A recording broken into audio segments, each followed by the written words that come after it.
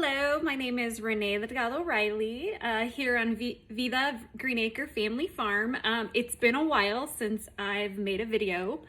It's just been really hectic and busy with all my traveling back and forth to Oregon, and so I'm finally here. Thanks to the crazy year of 2020, I've been spending more time here in New Mexico on our family farm here in Corrales, New Mexico, which is absolutely beautiful. Well, unfortunately, the late frost killed a lot of our fruit blossoms, so there's not a whole lot of jam making that's going to be had this year, but something I've really gotten into, which I think is a great survival skill and I think a great tool to share with you all, and hence the reason why I'm doing this is to share sourdough and what sourdough is. It's kind of like this crazy thing that in the many years that I've been baking, I don't even think I understood the concept of sourdough. And I've been to San Francisco, I've been to Boudin Bakery. Every time I would fly through San Francisco, in the airport, I would buy a loaf of sourdough for the family, and it was really popular. But then I realized, well, come on, my ancestors made this. I gotta figure this out. So fortunately, to some great friends and lots of research online, I finally figured it out, and I wanted to do this the most traditional way. So a lot of folks have what you call a starter. I actually don't keep mine in these. I actually keep them in mason jar, just a quart mason jar, or you can do a half gallon, how much starter you want. I always have a couple of them going, but I wanted to do this video starting from like just scratch. So essentially what a starter is it is a mixture of flour and water that takes in the natural yeast in your environment. And so there is a theory that sourdough does best in your environment that you create it in. And although you can transfer it from location to location, there is a bit of a hiccup. I know that when I've taken my starter from New Mexico to Oregon, it's been a little cattywampus at first, and it's definitely trying to adapt to that new temperature, that new environment, and trying to figure out how to survive. And so essentially it is a live culture of wild yeast that exists in the environment. It's literally flour and water. You don't need commercial yeast. And a lot of folks who have sourdough starters kind of cheat a little bit and add some of the bread yeast or some of the commercial yeast that they sell in the grocery stores. However, like I said, I wanted to do this very traditional. I wanted to imagine myself 300 years ago in Nuevo Mexico making bread the way that my ancestors did when they finally started using gluten. So 5 days ago, I started with 3/4 cup flour and 1/4 cup water. I mixed that in, and every day I did something what is called feeding. So that is when you give it more energy, and what the yeast does with that new flour and water you give it is it begins to consume it, and it makes this yummy sourdoughy dough starter that we have. And so this is my new mother dough. My other dough I started back in the beginning of April, and it's going strong. I feed it every couple of days. If you don't have a lot of time, you can leave it in your refrigerator for a week and then feed it once a week. And then as soon as you're gonna bake, I would just recommend letting it hit room temperature before you bake with it, because room temperature on fed yeast or sourdough starter is the best to work with. So again, for 5 days straight, 3/4 cup flour, 1/4 cup water.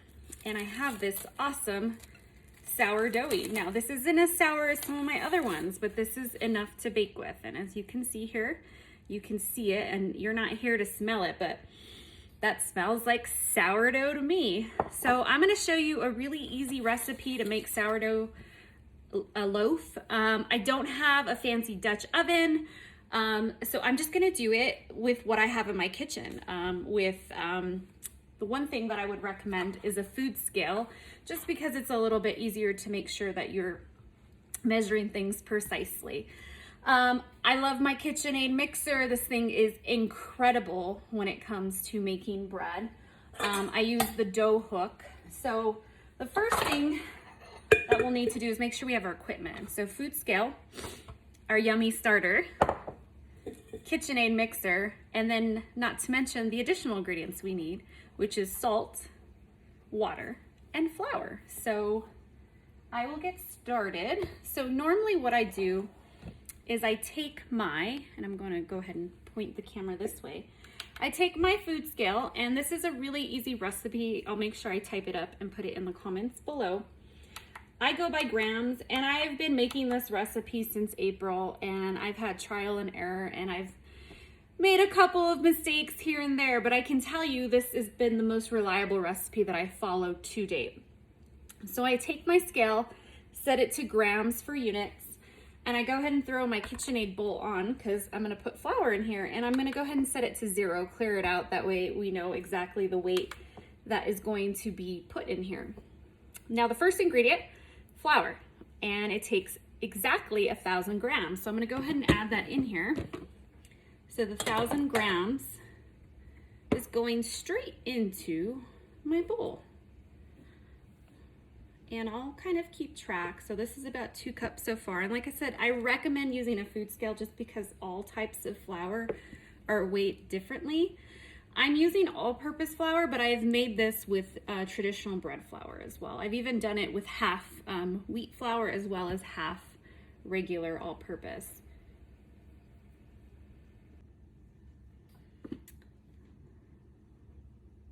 So again, I'm at about 5 cups so far, but again, I usually go by weight. I am almost to 1,000 grams. Let's see, I have about 50 more grams to go, so that's probably more like very close to 1,000. Good. So that was about 5.5 cups it took of my all-purpose flour. And the other thing that I use is water. So what I like to do when I get my sourdough started is I put the flour in the bowl, and I'm going to go ahead and hook the bowl over here with the dough hook. And I'm going to take just a regular bowl. I usually use one with the spout just because I'm going to be measuring out water. I've tried this recipe. There's something in bread baking called hydration, and that's the amount of liquid to the dry ingredients, and it just adds for more moist bread. For some reason, I can get it to 80% hydration, but it's a really sticky, tacky dough, and I personally don't like that kind of dough. As someone who's not really an expert baker, I'm a novice baker, I just don't feel comfortable with that sticky bread. I've done that before, and it comes out beautifully once it's baked, but it's a real mess. So I prefer a 60% hydration. So I'm gonna go ahead and take, leave it on grams, and I'm gonna go ahead and take this bowl, set it to grams and 0 it out. And I'm gonna go ahead and add water. Since I have 1,000 grams of flour, I'm gonna aim for 600 grams of water, which gives me that 60% hydration that I'm talking about. So I'm gonna go ahead and just pour it in until I'm about close to 600, very close.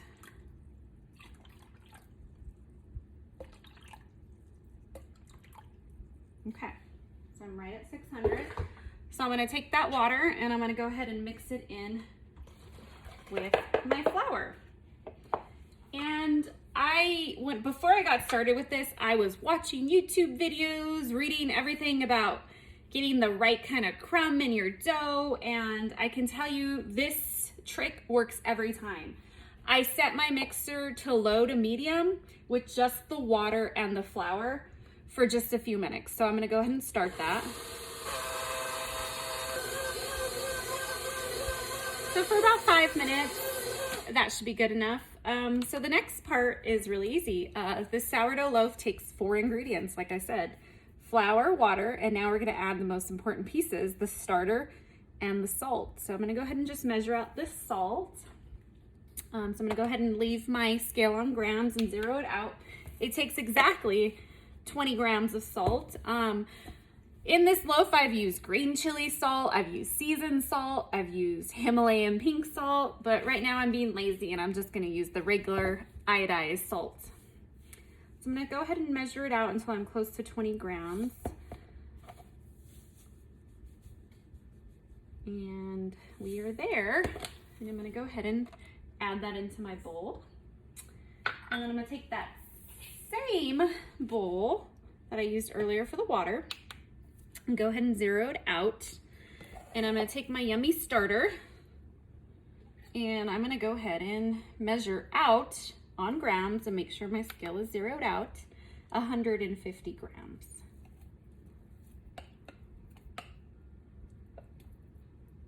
And this is, like I said, a brand new starter, so I'm curious what it's gonna taste like. Okay. And if you're up or down a few, it's no biggie. It doesn't have to be exact. So we're gonna take that starter and go ahead and toss it into this mix. And I'm looking, the starter's a little bit more liquidy than my other starters, which is fine. So I may need to add a little bit more flour, but we'll see what this looks like. So I'm gonna go ahead and just turn it on.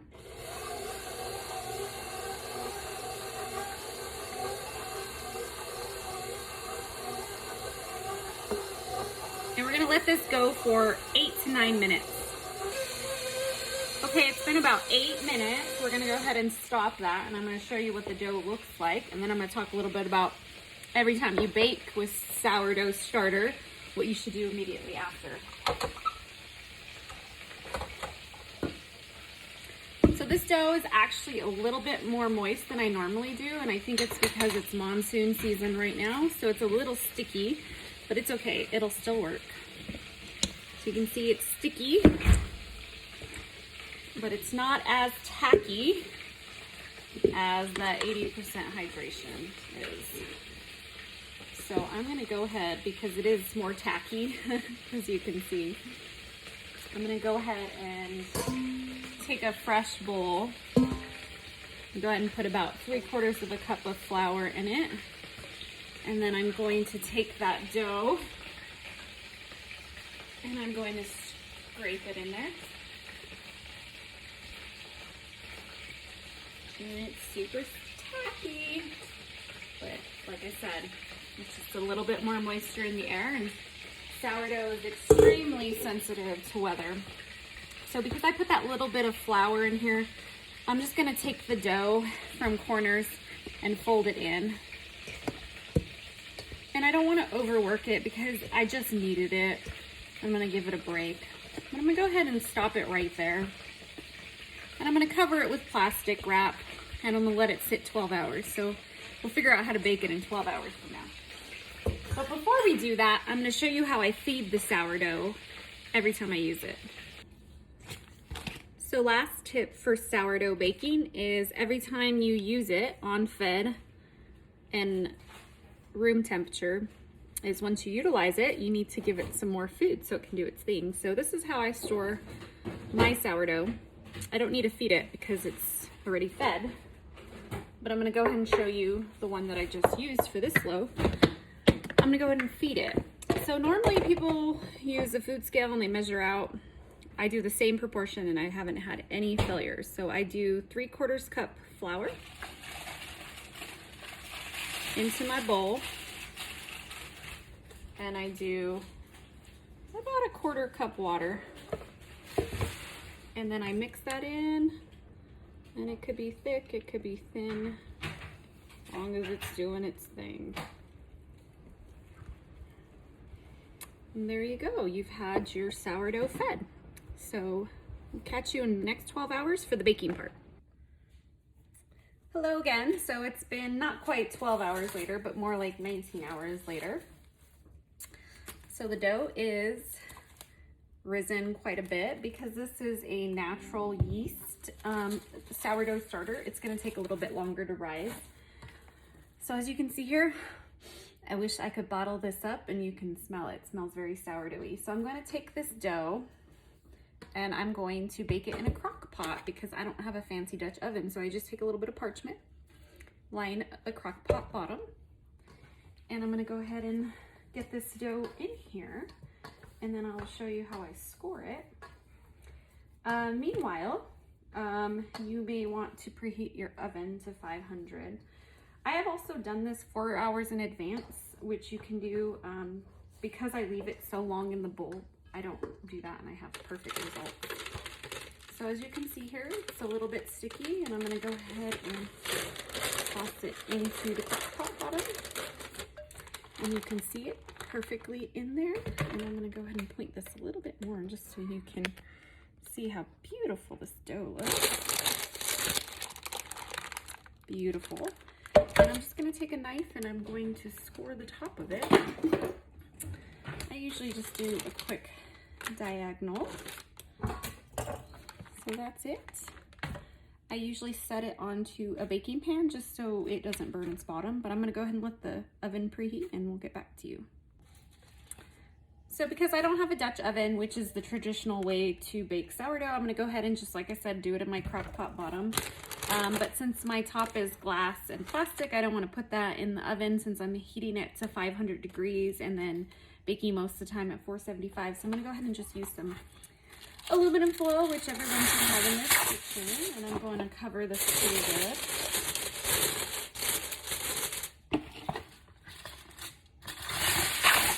And what we're going to do is once the oven is preheated to 500, I'm going to go ahead and put this in there with the baking pan for 5 minutes and set my timer for 5 minutes. After 5 minutes, I'm going to lower the temperature to 475 and set my timer for 15 minutes. And then I'll let you know what we're gonna do after that.